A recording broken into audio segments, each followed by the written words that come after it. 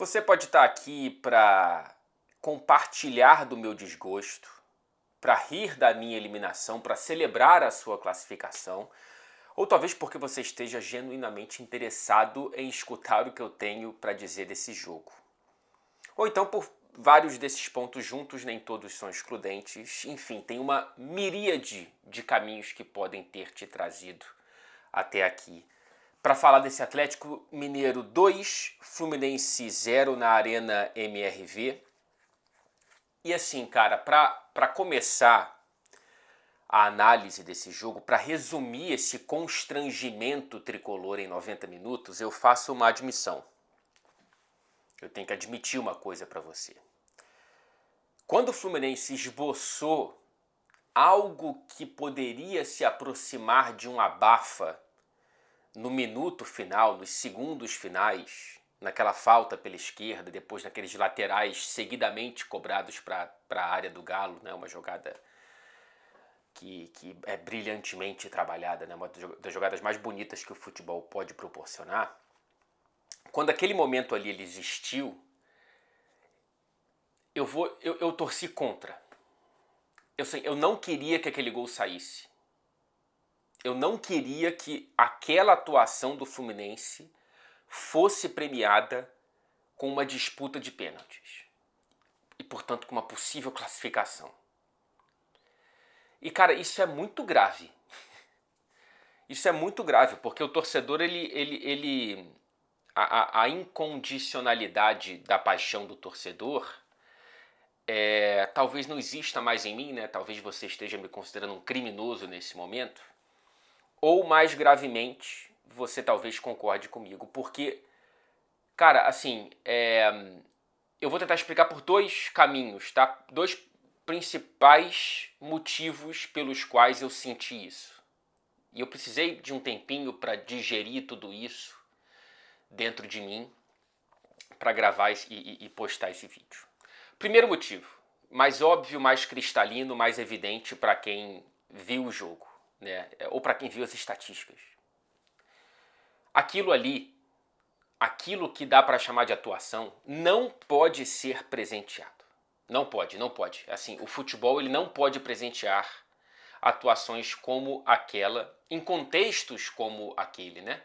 Se é, cara, sei lá, um time da Série D, se é um clube com um orçamento minúsculo contra o Galo, é óbvio que eu acho aquilo divertidíssimo se consegue fazer um gol no finalzinho mesmo jogando na retranca os 90 e tantos minutos. Mas o Fluminense chegar ao fim do jogo daquela maneira e ainda estar por um milagre a um gol de levar a partida para os pênaltis é um escárnio, assim, é um deboche. Não tem como. Cara, foi um amasso como poucas vezes eu vi na vida do meu time num jogo importante, vai. O 2-0, assim, a estatística que menos reflete o que foi a partida é o placar. O 2-0, ele é muito mentiroso, absolutamente generoso com o Fluminense e terrivelmente injusto com o Atlético Mineiro. Num dia menos azarado, teria sido 4 ou 5-0 para o Galo. Evidentemente a 0. Num dia menos azarado e também mais clínico nas finalizações, poderia ter sido uma goleada histórica de 6+. E eu não estou exagerando, tá? Quem viu o jogo, ou até os melhores momentos, não precisa ver tanto o jogo, mas o jogo dá mais a sensação de que era uma faca no pescoço o tempo todo, em que havia ali a mão do Galo, mas o Fluminense também, em vez de estar empurrando, ele estava meio que aproximando aqui. E por algum milagre, às vezes o Fábio, às vezes o Thiago Silva, às vezes o sobrenatural de Almeida, o Fluminense conseguiu estar, entre aspas, vivo até o segundo final da partida, cara. Então, assim, pra mim, pior do que a covardia de Mano Menezes nesse jogo é a incompetência defensiva do Mano Menezes nesse jogo. Ele esperou, assim, isso eu acho inacreditável. Pelo menos ele assumiu a responsabilidade. Não sei se isso foi, né, algo da boca para fora ou se ele de fato sentiu isso. Mas ele falou isso na entrevista. Assim, eu não consigo entender como que ele esperou levar 1-0 para consertar a marcação, para consertar a primeira linha de defesa do Fluminense. O Mano, para mim, já foi assustador que o time foi para o intervalo entendendo que o Gustavo Scarpa estava completamente livre o primeiro tempo inteiro. Aquilo ali, assim, sinceramente, desculpa, tá? Alguém competente defensivamente olhando o jogo teria consertado aquilo em 10, 15 minutos, nem que fosse com uma substituição. Errei, não entendi, o Milito me surpreendeu, isso pode acontecer, é óbvio. E eu vou consertar aqui. Tanto é que a substituição, a entrada do Antônio Carlos, o problema é o Antônio Carlos, mas a entrada do Antônio Carlos, ela conserta defensivamente o Fluminense, que passa muito menos sufoco da linha adiante. O problema é o Antônio Carlos, tanto é que o segundo gol sai com o Antônio Carlos olhando a bola passar para o Daverson, iluminadíssimo, marcar. Mas enfim,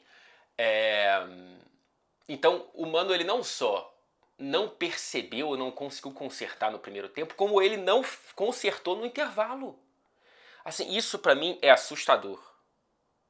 Isso pra mim é meio chocante, assim, tá? Primeiro motivo pelo qual eu cheguei tão desgostoso assim no fim da partida. O segundo...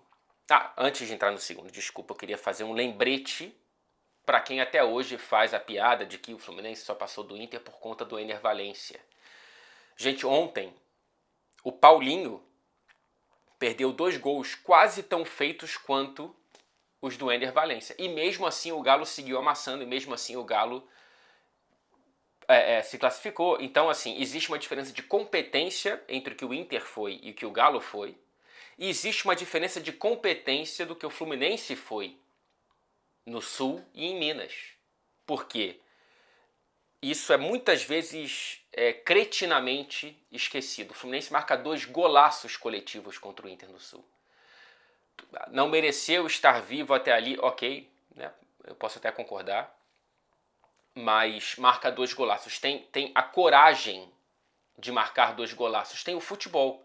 O Fluminense em Minas tinha alergia à bola, né? Era como se a bola fosse algo venenoso ali para aquele plano de jogo, mais do que para aqueles jogadores. Então não consigo analisar individualmente essa partida. Para mim, Mano Menezes, como ele mesmo assumiu, é o grande responsável por essa eliminação.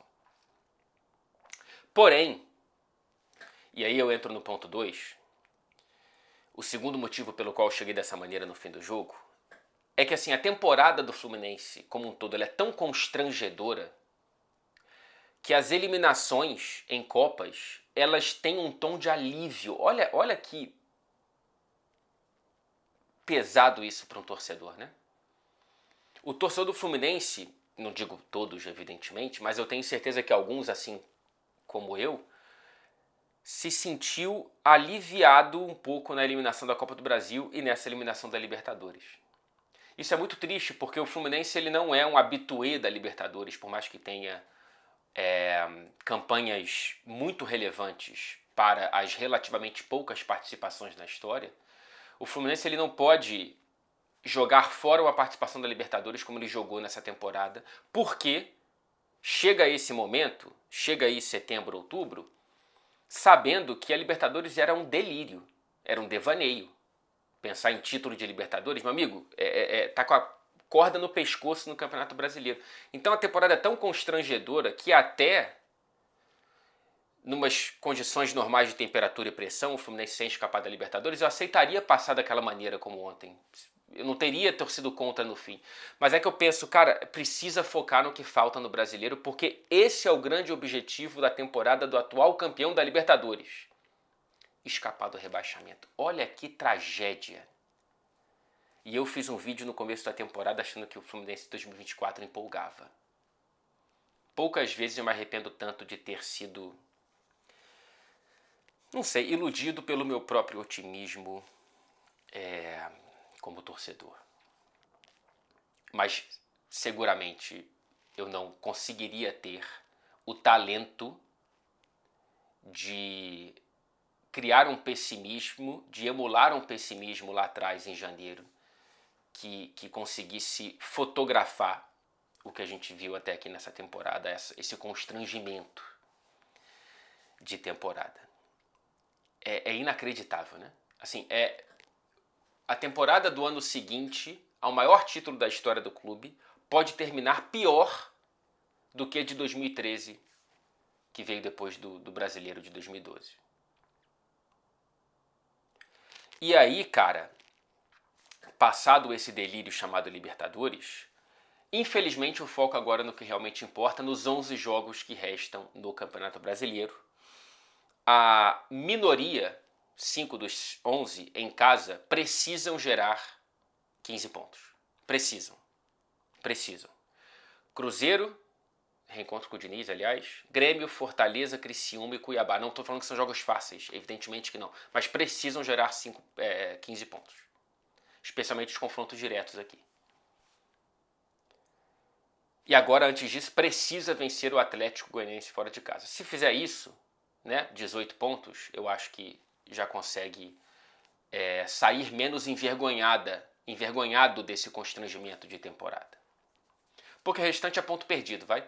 Flamengo, Vitória fora de casa, Inter fora de casa, Atlético Paranaense fora de casa, fechando com Palmeiras, num jogo que potencialmente pode valer o título, ou enfim, pode ser grande para o Palmeiras, mas mesmo que não seja, não precisa ser grande para o Palmeiras, Fluminense perder para o Palmeiras, esse Fluminense perder para esse Palmeiras fora de casa. E aí, se eu considero o Mano Menezes o grande responsável pela eliminação em Minas, ele não é o grande responsável pelo Fluminense ter chegado em Minas da maneira que chegou, aos trancos e barrancos, ele é o grande responsável, positivamente, pelo Fluminense ainda ter um oxigênio no Campeonato Brasileiro, porque estava quase degolado, né?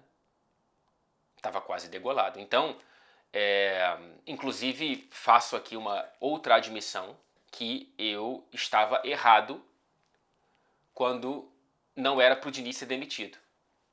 Eu tenho, agora passados alguns meses, eu tenho quase uma convicção de que o Diniz não teria conseguido salvar o time desse rebaixamento.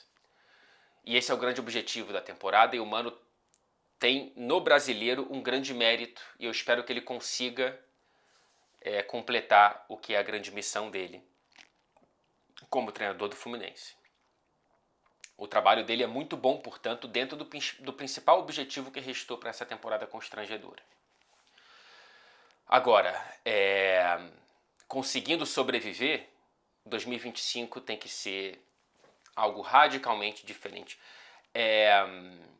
Os dois grandes responsáveis por isso, por esse constrangimento, são Mário Bittencourt e o elenco como um todo. Uns mais, outros menos, mas esse elenco precisa se olhar no espelho e ter vergonha. Da mesma maneira que teve orgulho, porque, cara, olhando para a realidade orçamentária do Brasil, eu já elogiei várias vezes aqui como que o Fluminense conseguiu, com esse elenco, na gestão Mário, entregar muito mais do que, entre aspas, deveria ou teria condições de. Essa temporada é muito abaixo, assim. Essa temporada é preciso criar um constrangimento interno, é preciso criar uma cobrança interna, porque acabou já há algum tempo o momento de serenidade. Agora é urgência.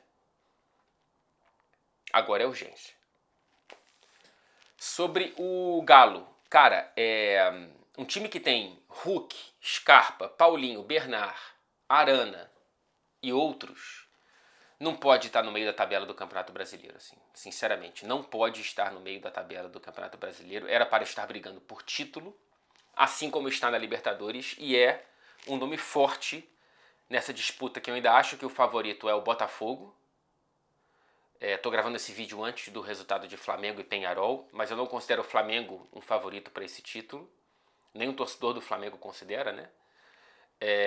O Botafogo é o favorito e o River, para mim, é o segundo, até pelo potencial de decidir em casa.